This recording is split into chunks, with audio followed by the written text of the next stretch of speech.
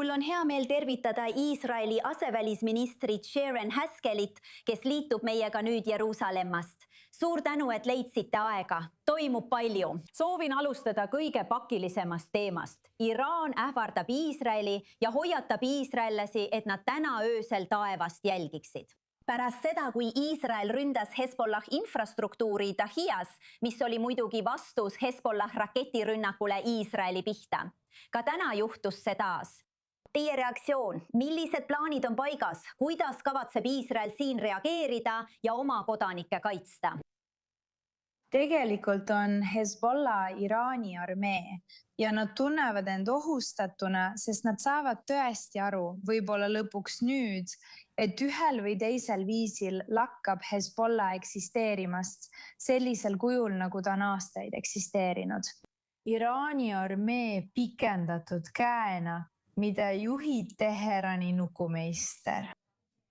Ja me ei aktsepteeri olukorda, kus Iraani armee on meie piiril, ründab meie tsiviilisikuid ja meie linnu. Mõni päev tagasi sõlmiti relvarahu kokkulepe Iisraeli valitsuse ja Liibanoni valitsuse vahel. Ometi kuulab Hezbollah ikka ja jälle Teherani nukumeistrit ning jätkab Iisraeli ründamist rakettide, droonide ja kõige muuga, mis neil võimalik. Ja täna arvan ma, et võib-olla jõudis sõnum lõpuks kohale. Iga kord, kui nad üritavad meid rünnata või meile haiget teha, ei saa meie tsiviilisikud, meie linnad ega meie kodanikud olema puhvertsooniks. Nad saavad löögi sinna, kus see tegelikult haiget teeb. Uudiste värskenduse korras on oluline märkida, et Iisraeli kaitseväe kodurinde juhtkond teatab, et Iraani ähvarduste taustal juhistes muudatusi ei ole. Oluline uuendus. Kodurinde juhtkond ütleb, et nende ähvarduste taustal juhistes muudatusi ei ole. Aga ma tahaksin natuke rohkem lahti seletada selle hetke eelset olukorda, sest me teame, et Benjamin Netanyahu, kes teatas eelmisel nädalal, et need rünnakud terroriobjektide vastu Dahias toimuvad, andis sellest teada ja Donald Trump tõmbas viimasel hetkel pidurit nii-öelda. Kas seekord teavitas Iisrael Ameerika Ühendriike ette? Ma ütlen nii. Vaadake, suuremat liitlassuhet ja sõprust ei ole kui peaminister Netanyahu ja Donald Trumpi vaheline sõprus. Nad räägivad telefonis isegi mitu korda päevas. Ja olgu see siis kriitika või ühiste eesmärkide seadmine, see toimub nende kahe juhi vahel, mitte meedia vahendusel. President Trump investeerib palju aega, et jõuda ajaloolise hetkeni, mis tähendab koostööd ja koos eksisteerimist Iisraeli ja Liibanoni vahel. See on ajalooline hetk nii meile Iisraelis kui ka Liibanonile. Ja tead, neid kohtumisi kahe suursaadiku vahel arutatakse ka Ameerika administratsiooni kõrgeimal tasemel, koos Marco Rubio või kellegi samaväärsega. See tähendab, et nad pingutavad väga palju läbirääkimiste nimel ja selle nimel, et luua reaalsus, kus me saame elada teistsuguses tulevikus. Ilmselgelt on see Iisraeli eesmärk, see on Liibanoni eesmärk, kuid meid ohustab terroristlik organisatsioon, kes saab oma käsud Iraanist. Te teate, kus nad asuvad, te mõistate nende eesmärke, te teate nende vahendeid, nemad ei taha seda. Nende jaoks on rahu ja stabiilsus nende radikaalse fanaatilise tegevuskava vaenlane. Ja seetõttu teevad nad kõik endast oleneva, et selline tee isegi hävitada. Aga viimased paar päeva on andnud mulle üsna palju lootust. Eriti Liibanoni valitsuse avaldus ja relvarahu kokkulepe. Ei ole kinni peetud. Kahjuks jätkab Hezbollah oma rakettide saatmist. Ja nagu te täna nägite, on nad rikkunud relvarahu, mille suveräänne Liibanoni valitsus kokku leppis. Ja teate, kui me selle relvarahu kokkuleppe allkirjastasime, oli see kõigile osapooltele väga hästi teada. Ja kõigile osapooltele, sealhulgas Liibanoni valitsusele, sealhulgas Ameerika Ühendriikidele, oli selge, et kui Hezbollah rikub relvarahu, siis neile vastatakse jõuga. erinevus eelmise nädala ja selle nädala vahel seisneb aga selles, et kui seekord sihiti taak- ja terroriobjekte, oli USA selgelt asjaga kursis, sest nädal tagasi kästi Iisraelil tagasi hoida ja Iisrael ka tegi seda. Ja see tekitab praegu küsimuse. Kui Iraani esindaja ähvardab, et Iraan võib nüüd vastuseks nendele Iisraeli rünnakutele rünnata Ameerika baase ja vara, siis pidid Ameerika Ühendriigid ja Iisrael sellega juba eelnevalt arvestama. Mis te arvate? Vaadake, mina arvan ja nii palju, kui mina aru saan ja tõlgendan ning ilmselgelt, vaadake, mina ei arva, keegi ei meedias ega Iisraelis ei saa tegelikult proovida tõlgendada või ennustada, teate küll, president Donald Trumpi. Olgu.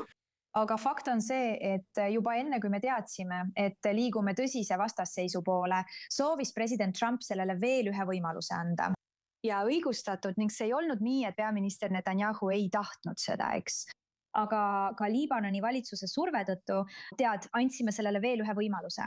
See ei tähenda, et praegu kõik laguneb, aga see tähendab seda. Sõnum Hezbollah'le on see, et iga kord, kui nad tulistavad Iisraeli suunas ja ohustavad meie tsiviilisikuid ja meie linna, saavad nad vastulöögi. Stiil, kus see kõige rohkem haiget teeb, Hezbollah jaoks strateegilises punktis. Praegu elavad riigi põhjaosas tsiviilisikud, kes ootavad, kuidas asjad edasi arenevad, kuulates samal ajal Iraanist tulevaid ähvardusi. Mis on teie sõnum neile tsiviilisikutele, mida nad peaksid tegema? Esiteks teate, ma olin ise alles mõned päevad tagasi põhjas Kiryat Shmonas. Ma käisin isegi Golani kõrgendikel ajal, kui Hezbollah pommitas täie hooga. Seal ei olnud enne plahvatusi isegi häiret, kui ma kogukonda külastasin. Mu süda on nendega.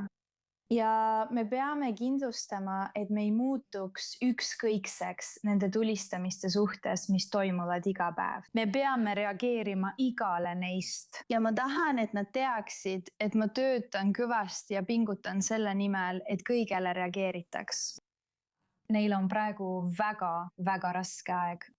Nende linn on juba 2,5 aastat purustatud ja pommitatud. Tead, see on üsna hirmutav ja õudne. Aga ka kõigi iisraellaste reaalsus on see, et Iraani olukorra tõttu võib isegi praegu, kui me räägime, kõik väga kiiresti muutuda. Ma mõtlen, et teistes Iisraeli osades võib kõik tunduda väga vaikne ja üsna normaalne, aga fakt on see, et kõik võib dramaatiliselt muutuda peaaegu igal hetkel, isegi praegu, kui me räägime. Eksistentsiaalne oht Iisraelile on täiesti selge, selles pole kahtlustki. Väga lühidalt, teie arvamusel on kõige pakilisem küsimus enne selle aasta oktoobris toimuvaid valimisi tõenäoliselt julgeolek. Teie arvates, kes suudab selle riigi inimesi kõige paremini kaitsta? Vaadake, ma võin teile üht asja lubada. Julgeolek saab kindlasti olema meie järgmiste valimiste keskne teema. Ja on väga selge, et värbamisseaduse küsimused, mis võivad ohustada meie suutlikkust oma piire kaitsta, saavad samuti olema selles väga olulisel kohal. Ma võin lubada, teate, Iisraeli tsiviilisikutele, et ükskõik mis juhtub, ma teenin neid kohas, kus ma tunnen, et saan seda teha. Ma saan tõeliselt esindada neid iisraellasi ning seista nende eest ja neid kaitsta, kes on andnud sellele riigile ja meie rahvale kõige rohkem. Teenistuse kaudu, julgeolekuteenistuse kaudu, majanduse kaudu. Ja kahjuks tead, praegu ei tehta nende kaitsmiseks piisavalt. Tead, ma olen olnud väga häälekas ja seda juba terve aasta. Värbamisseaduse takistamine. Mina ja veel 6 mu sõpra koalitsioonis. Et tagada, et sellist diskrimineerimist ja tead, häbi tead ja fakt on see, et kui see läbi läheb, kahjustab see meie võimet oma piire turvata. Ja me oleme väsimatult võidelnud selle nimel, et see eelnõu läbi ei läheks. Ja ma arvan, et see saab olema valimiste keskmes. ja mida ma neile lubada saan, on see, et ma olen kohas, kus saan jätkuvalt nende seljatagust kaitsta. Suur tänu, Iisraeli välisministeeriumi aseminister Sharon Haskel. Hindame alati teie aega ja mõtteid. Aitäh, et olite meiega saates. Suur aitäh! Olge terved!